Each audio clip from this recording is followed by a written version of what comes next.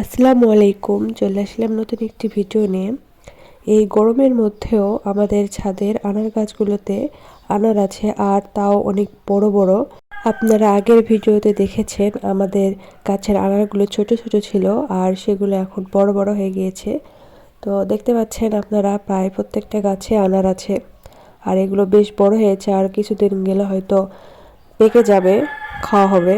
তো আপনারা যারা আনার চাষ করতে চান তারা মাটিতে না লাগিয়ে টবে লাগাবেন, তাহলে কি হবে, তাড়াতাড়ি আনার আসবে এবং অনেক বেশি করে আনার ধরবে। মাটিতে গাছ লাগালে কি হয়, অনেক সময় লাগে ফুল আসতে, সেজন্য অনেকে অধৈর্য হয়ে যান। যারা মাটিতে গাছ লাগান তাদের অপেক্ষা করতে হবে কিছুদিন।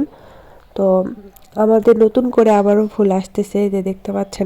আর গাছের খাদ্য হিসাবে আমরা জৈব সার দিয়ে থাকি। আর ফুল আসার পর যে ফুলটা পড়ে যেন না যায়, সেজন্য এক ধরনের ওষুধ প্রয়োগ করতে হয়, সেটাও করি। তো আপনারা কে এভাবে ছাদে আনার চাষ করেন কমেন্টে জানাবেন। ভিডিওটি ভালো লেগে থাকলে লাইক করে দেবেন এবং চ্যানেলটিকে সাবস্ক্রাইব করে দেবেন। আল্লাহ হাফেজ।